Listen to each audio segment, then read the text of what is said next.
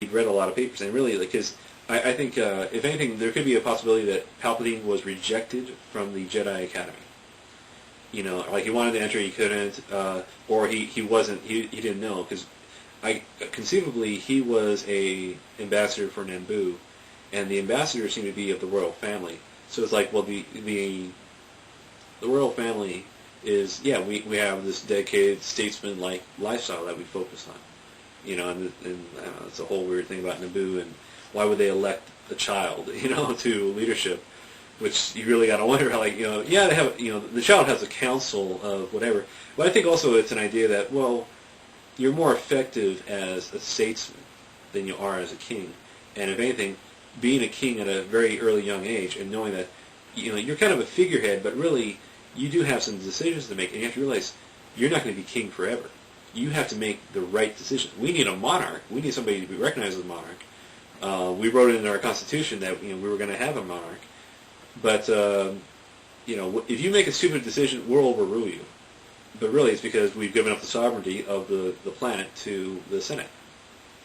So it's like, you know, it's kind of a whatever thing. It's kind of like a stepping stone, you know, by that point. So you imagine, like, that's what it is to rule a planet. It's a stepping stone of a political career into the Senate. So that's something interesting to consider.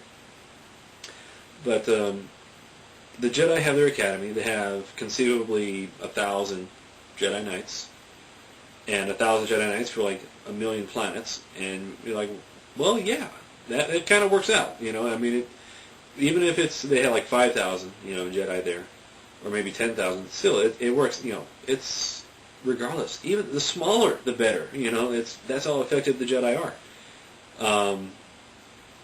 And it's like, yeah, because they only accept certain people in.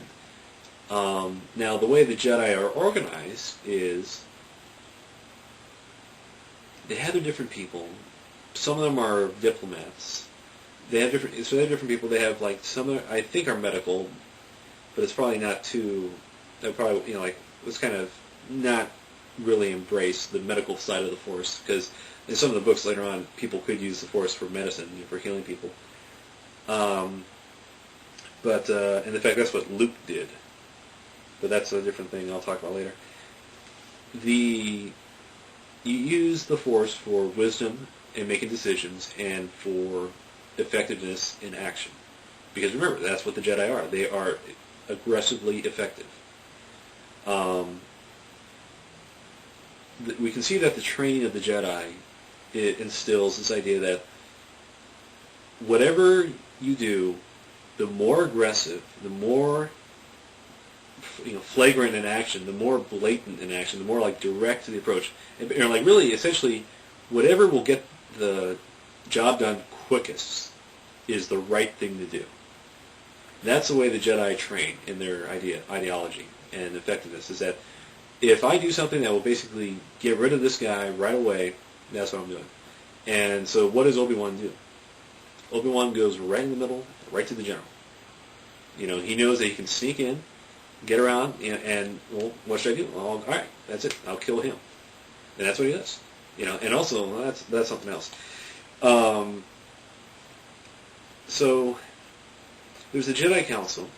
It's got Mace Windu. It's got Yoda, and a couple other, you know, just these Jedi Masters. You know, they're very old, learned, you know, people and beings, and they're very wise. You know, they're very effective. They are very sympathetic towards each other too, and they realize that, you know, it's all action needs to reserve with us. You know, we send out the Jedi Knights, as they're called, as sort of the roaming police force, but also as our agents to do stuff. And as part of the training, you have, you know, you start out at the academy learning basics and learning, you know, how to physically tone your body and your mind.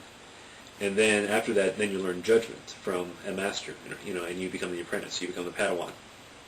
And so, you know, that's how you learn to basically live this freaking elite lifestyle of a Jedi Knight. You know, it's just like, you know, just realize in this, you know, business, you're going to make decisions on the fly, and you're not going to have time to judge, to think, and to wonder, what am I doing? What do I need to do?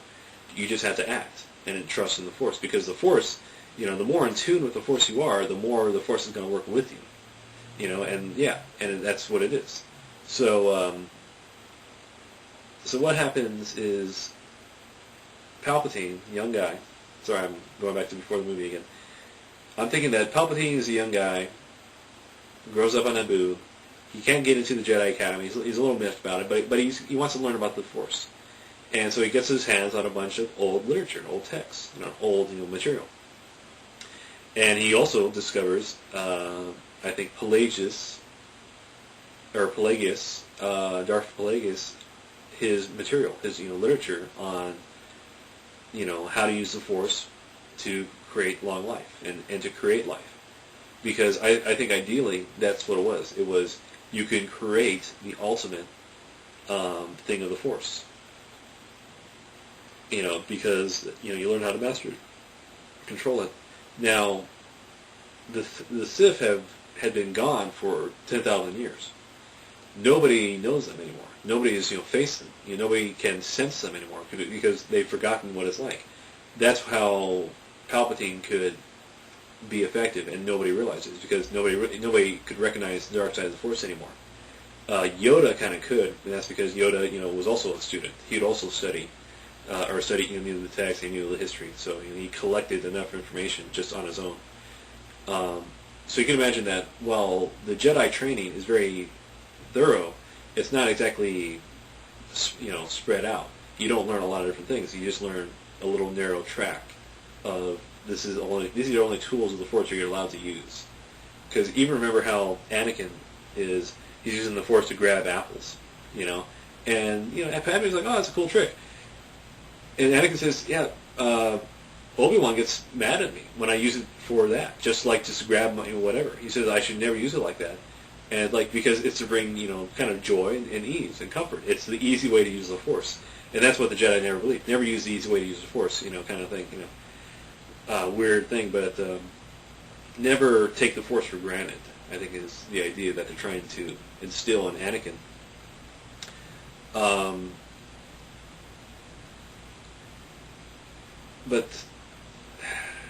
So Palpatine is a senator, and as a senator you have a lot of clout, a lot of ability. And he kind of becomes known as, a pretty effective guy. But what he does, or what he needs, is to become a hero, to be elected to the chancellorship of the Galactic Republic. So he secretly supplies information and the like to the Trade Federation and says, I'm this special agent, or I'm this special guy. I will help you out. I will, give you, I'll give you guys wisdom on how to do stuff. Because what it is that Palpatine learns the dark side of the Force. The dark side of the Force is all about power. The Sith, especially, is all about power. How do you attain and amass power? And power for personal use as well. So that's part of it as well. And that's what Palpatine, I believe, learns and starts developing, is that I can gain total and ultimate power. And he realizes, the thing is, I can't, as long as the Jedi are around. So I can't do it against the Jedi. I have to use the Jedi with me. And so how is he going to do that? Well, I'm going to make myself look like a hero and propel myself to the position of authority for the Republic, and the Jedi are obligated then to fight for me. And they're not even going to realize that I'm using the dark side of the Force. Because that's the other thing, that he always kind of kept, he never really used his Force abilities around the Jedi. He never used it, and that's because, he realized, if I ever use it, they're going to recognize it. They're going to wonder, why does this guy know the Force? And that's when they're going to pick up on it, because otherwise they're not going to be keen to that, it's the dark side of the Force. So that's what he does. Palpatine, sacrifices his planet, to get what he wants. And also by this point, Palpatine has learned or realized that, to be effective, you always have to have a number 2 guy. And the number 2 guy needs to be your muscle. Because you can never act yourself if you really want to be effective. And he knows that if I ever act in any way, if I'm ever like there on the front line, then I give myself up. But if I have some